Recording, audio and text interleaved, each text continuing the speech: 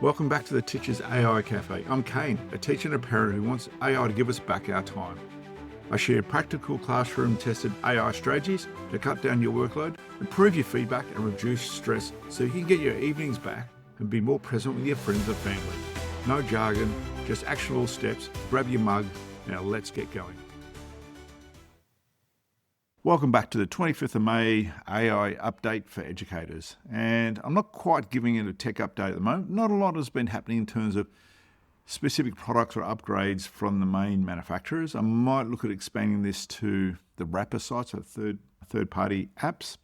But what we're going to look at today is look at a bit more data, a bit more events that are happening around education in terms of AI.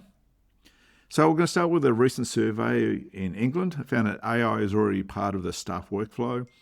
And that in the survey, 76% of teachers said they used AI for day-to-day work. 61% were using it to create resources, 41% lesson plans, 38% for administration work.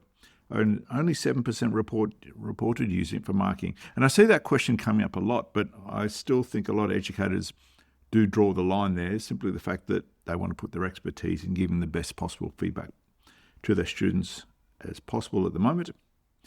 I guess that, and at the core of that, sort of tells us something important, that AI is not being used to replace professional judgment.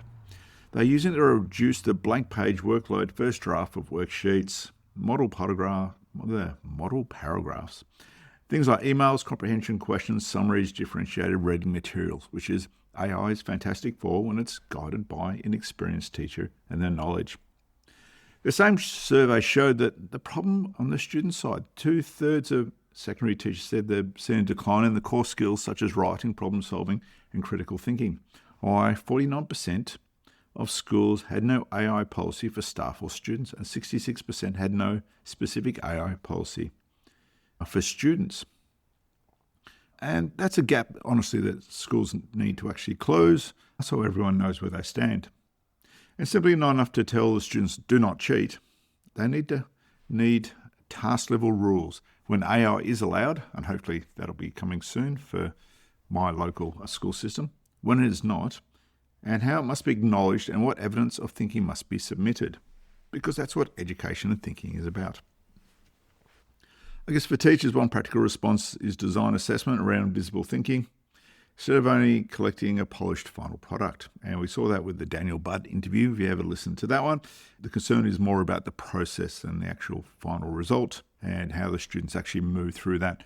I guess in terms of getting them to submit their planning notes, source annotations, paragraph drafts, teacher conference notes, short oral explanations. And I'd also add into that their prompts and the feedback and how they critiqued that information they actually put into it. There is a tool out there called the AI Assessment Scale that offers a useful model here because it separates tasks from no AI use to full AI use. The key idea is simple. Each task should clearly state the permitted level of assistance rather than leaving students to guess. A pilot study of the scale reported reduced misconduct and improved pass rates from the students. Although it was in higher education rather than secondary school, you often find these actually filter down. At the same time, across the pond, as the English would say, at UC Berkeley Law School has moved in the opposite direction. It's restricting most AI use in assignments and exams. The concern is AI can reduce the legal reasoning students are meant to develop. And this is a serious point for every subject, because if a student is meant to demonstrate historical judgment, mathematical reasoning, scientific explanation, written argument, we need to know which thinking is theirs. And I've heard of these apparently numerous cases of people turning up to court, representing themselves, using law cases and information they got off ChatGPT, which just wasn't true. So like I said, you still need an expert. If you're going to court, get a proper lawyer, not an AI lawyer. Not yet anyway. A bit of a lighter story comes from graduation ceremony when an AI announcer mispronounced and skipped student names. I guess it's almost funny to remember how a personal graduation moment can be for some people. Other people, it's not a big deal. I guess the name matters, and I guess I see this way here, Siri saying my surname, it never gets it right or says it fluently, and I hear that obviously in different names, depends on what the pronunciation is compared to the way it's actually written. and the way the AI system or something like Siri or Alexa or so actually interpret it.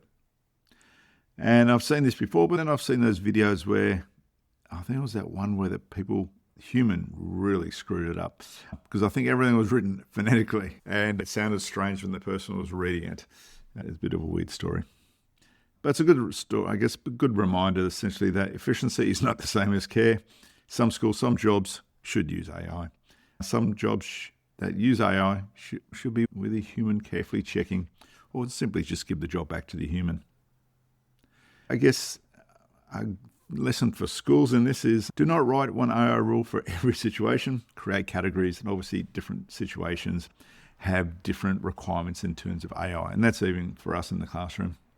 Which sort of brings me for one last sort of point is the celebration. Have you seen the video this week of the robot was sorting packages? So this was, I think it was in an Amazon warehouse, and they put a human up against a robot. And apparently this job as a human, which sounds really sucky, is essentially you flip over and make sure that the label thing that needs to be scanned is face down before it goes on the next section. So that's your job all day, literally just putting packages and putting them in the right position. So the next stage you can scan it. And the human didn't win. If you look at the thing, the human was actually a lot more, I guess I'll use the word careful, a lot more skilled in doing this with the packages, but it wasn't by much. This nice robot, there was huge celebrations for it. And then someone pointed out correctly, which I thought was quite funny, was, why don't they just design a machine with two scanners, one above and one below? That way, whichever way the package is facing, you can literally just scan the package. And I'll probably agree with that view, but I guess obviously a human being is cheaper than buying another scanner for the system, and probably more reliable anyway. Though I do say AI and automation, those are the sort of jobs that we should be giving to automation. Staying there all day just flipping over packages is, I imagine it's not a high-paying job, and obviously it gives someone some income, but obviously we want to train and develop a workforce that can do more than that, and I'm sure those doing those jobs are a temporary job so they can get something better in the future. So anyway, I enjoyed today's tech update, and I will catch you on Wednesday's episode.